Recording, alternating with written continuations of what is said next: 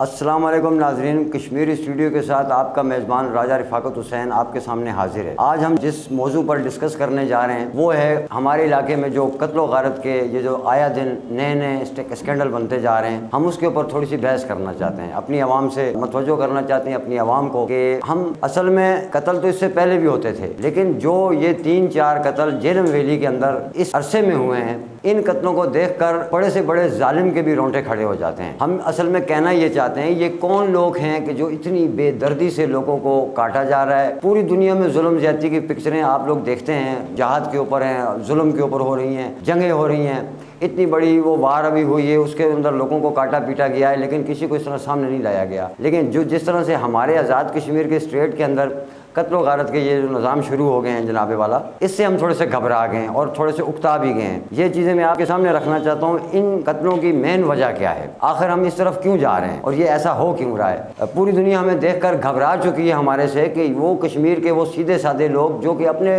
ملک کے آزادی کی جدوجہد میں گھسے ہوئے تھے اور وہ اپنی جدوجہد جاری رکھے ہوئے تھے، وہ خود اب جرم میں شامل ہوتے جا رہے ہیں کہ جو قتل ہم یہاں ہوئے ہیں اور جس بے دردی سے ان کو مارا گیا ہے، مجھے تاریخ میں اس سے پہلے کوئی مثال نہیں ملتی۔ میرے بھائیوں، میں آپ لوگوں سے یہ کہنا چاہتا ہوں کہ ادارے بھی ہیں، قانون بھی ہے، عوام بھی ہے، جرگے بھی ہیں، بڑے لوگ بھی ہیں، اس کے باوجود اندروں اندری اس قسم کے حادثات جو ہو رہے ہیں یہ ایک المیہ ہے ہمارے لیے اور ہم سب لوگوں کے لیے۔ تو میں یہ کہنا چاہوں گا کہ ہمارے جو علاقے کے جو پیرنٹس ہیں، جن کی اولادیں اس وقت کھلم کھلا، ہم آزادی تو ڈھونڈ رہے ہیں لیکن ہماری اولادیں جتنی آزاد ہیں ہم سوچ بھی نہیں سکتے۔ بچوں کو موبائل لے کر آپ لوگ دے دیتے ہیں اور بچیوں کو بھی آپ موبائل لے کر دے دیتے ہیں، ٹھیک ہے، اچھا کرتے ہیں کیونکہ آپ کی اولادیں ہیں، آپ ان کو سونے کے جھولے میں جھلائیں، ہمیں سے کوئی اعتراض نہیں ہے۔ لیکن جس مذہب کے ساتھ ہم تعلق رکھتے ہیں، جو کتاب ہمیں حوالہ دیتی ہے اولادوں کو پالنے کا، معاشرے میں چلنے کا، تھوڑا اس طرف بھی ہم لوگوں کو آنا چاہیے۔ یہ دنیا کے کلچروں کو اگر ہم اپنے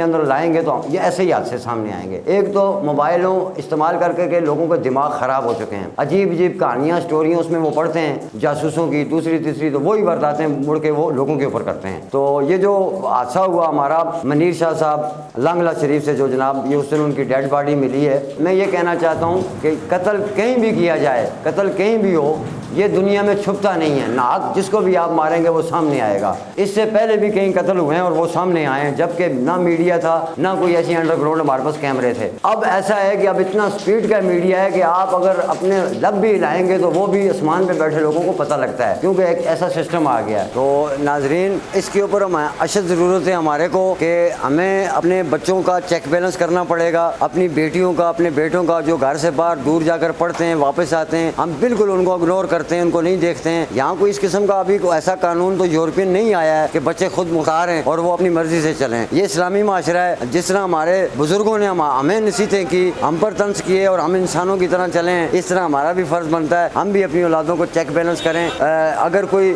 بچوں کے درمیان کوئی ایسے معاملات ہوتے ہیں تو اپنے ٹیچر سے ڈسکس کریں، ادارے کے بڑے لوگوں سے ڈسکس کریں، تاکہ اسے بڑے حادثے ہونے سے ہم لوگ بچ جائیں۔ تو آپ نے دیکھا کہ ہمارے جہلم ویلی میں یہ جو 3-4 قتل خوفناک قسم کے ہوئے ہیں، اس کے پیچھے جو سارا کا سارا ریزن ہے وہ خواتین اور جو نا مال و دولت کا چکر رہا ہے۔ تو ہمیں ان چیزوں سے تھوڑا سا بالاتر ہونا پڑے گا اور یہ اچھا میسج نہیں جا رہا ہے۔ ہم سیدھے سادے بھولے بالے لوگ تھے، ہمیں تاریخ کا بھی نہیں پتا، آج تک ہم آزادی نہیں لے سکے اور ہم اپنے بھائیوں کو ہم نے کاٹنا یہاں شروع کر دیا ہے۔ اگر سزا یہاں کسی کو دیں گے اس کیس کے اوپر تو سامنے سرعام دی جائے، 1-2 بندوں کے اوپر سزا کو لاگو کیا جائے، تاکہ تمام اہل علاقہ کے دل میں خوف پیدا ہو کہ ان حرکتوں کے بعد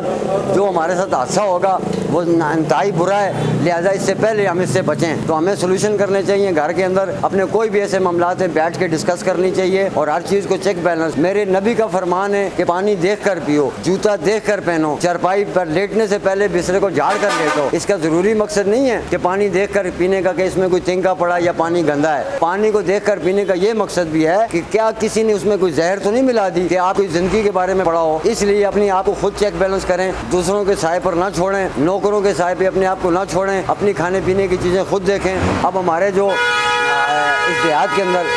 جو دودھ کا نظام ہے، جو دودھ کے اندر زہر آ رہی ہے، جو گوشت آج تقریباً 10 من گوشت مظفر آباد کے اندر پکڑا گیا، جو کہ ترکا ہوا اور کیڑوں والا گوشت تھا، یہ دیکھو انتظامیہ نے پکڑ لیا ہے۔ تو اس سے مرنے سے بہتر ہے کہ آپ ان چیزوں سے بھی پرہیز کریں اور اپنی دیسی گاؤں کی طرف آئیں، اپنی ماؤں بہنوں کو بتائیں، بیگڑیاں لگائیں، گھروں کے ساتھ थूम प्याज लगाएं, वो आप तड़का लगा कर खा लें अगर ज़िंदगी को आप अच्छा बेहतर चाहते हैं। आया दिन जो हादसा हमारे जिलम वैली में हो रहे हैं कत्ल व गारत के, इसके ऊपर मैंने जो मुख्तसर बहस की है वो आपके सामने रखी गई है। और दीगर भी इन ऐसे हादसा को रोकथाम के लिए हम जो नई स्ट्रेटजी बनाएंगे उसके ऊपर हम बेहतरीन गुफ्तगू करेंगे और किसी स्कॉलर को साथ बिठाएंगे। आप आवाम तक वो मैसेज पहुँचाएंगे कि जिनकी वजह से आप इन चीज़ों पर रोकथाम कर सकें। नाजरीन, नीचे हमारे कमेंट सेक्शन में अपनी अपनी राय भेजिए। आपको ये प्रोग्राम कैसा लगा है।